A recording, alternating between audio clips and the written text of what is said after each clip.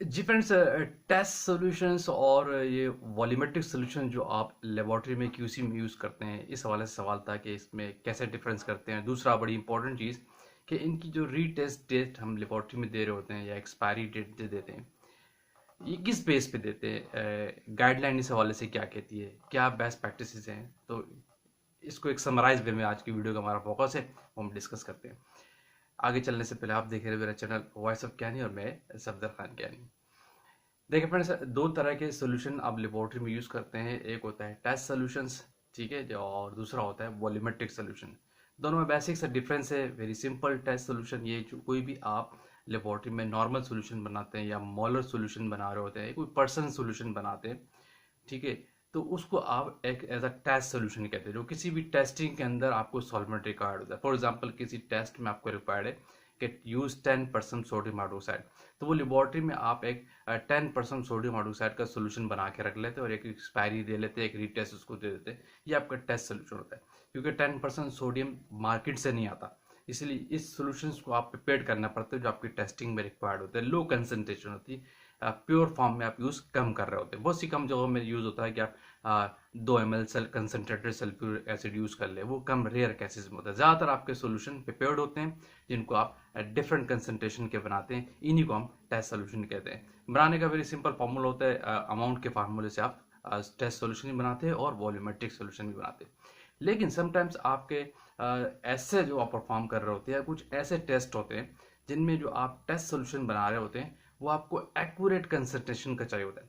For example अगर आपने कोई टेस्ट सोल्यूशन मोलर या नॉर्मल बनाया है तो वो एक्यूरेट नहीं होता, क्योंकि वेइंग एक्यूरेट नहीं जाती।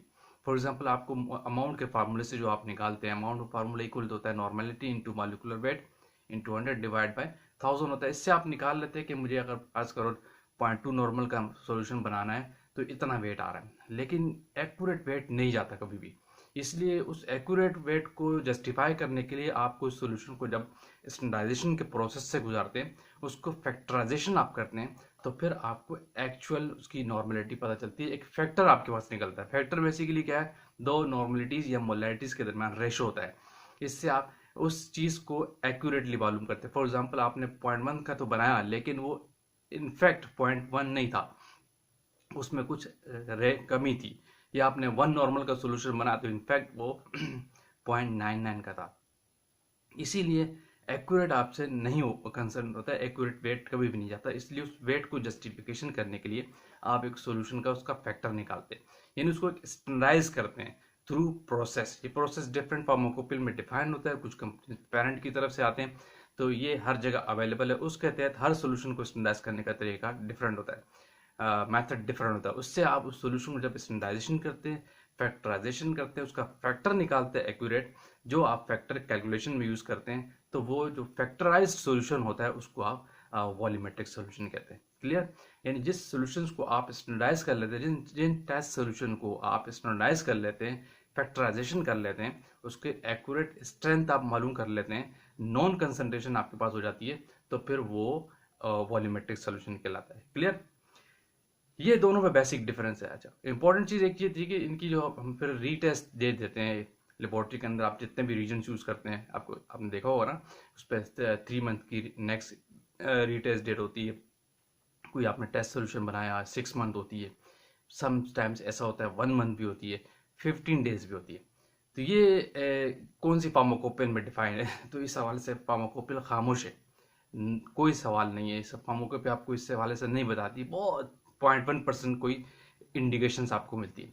मैं अक्सर कोट करता हूँ एग्जांपल, डाइथाजोन जो आपके पास इंडिकेटर होता है, उसकी प्रिपरेशन और एक्सपायरी का तरीका और उसकी नेक्स्ट एक्सपायरी डेज उसके अंदर डिफाइन। एक सोल्यूशन ये नज़र आया मेरी नज़रों से गुजरा, और भी एक आध हो तो, लेकिन ज़्यादातर प्रैक्टिस यही है कि ये on the basis of guidelines नहीं होता।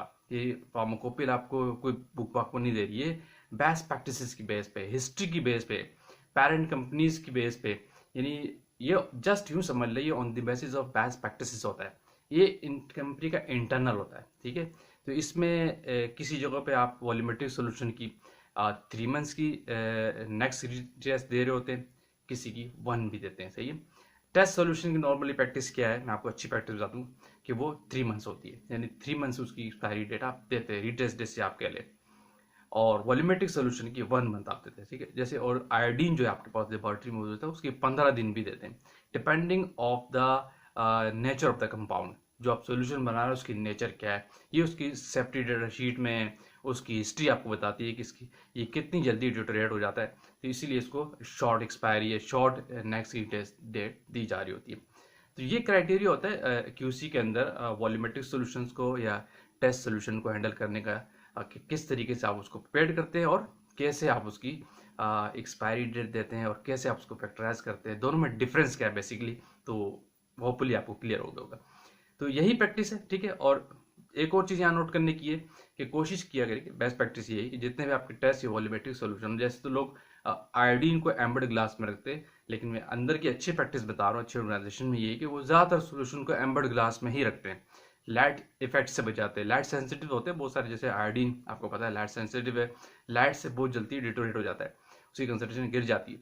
लेकिन अच्छी प्रैक्टिस ये है कि आप नॉर्मली जितने भी आप टेस्ट सोल्यूशन या वॉल्यूमेट्रिक है उनको एम्बर्ड ग्लास में रखा करें, उनकी प्रोटेक्शन अच्छी रहती है। क्लियर। तो ये एक छोटी सी शॉर्ट समराइज वे में आपको बता दिया कि टेस्ट सोल्यूशन बेसिकली क्या है और वॉल्यूमेट्रिक सोल्यूशन क्या होता है, और इनमें फैक्टराइजेशन किस तरह करते हैं और फैक्टर की बेस पे उसको हम किस तरह वॉल्यूमेट्रिक सोल्यूशन के रेंज में लाते हैं, और एक्सपायरी और रीटेस्ट डेट किस बेस पे दे रहे होते हैं। गाइडलाइन बहुत सी जगहों पे खामोश है, ये जस्ट दी जा रही होती है on the basis of best practices. Clear. ये ऑडिट में भी अक्सर आपसे सवाल पूछते हैं। तो वीडियो का एंड करते हैं। जो लोग चैनल पर न्यू है वाला सब्सक्राइब लाजमी कर दीजिए, कमेंट कीजिए, शेयर कीजिए, ताकि इस तरह की टेक्निकल वीडियोस आप तक पहुंचती रहे। Thank you for watching. अल्लाह हाफिज़।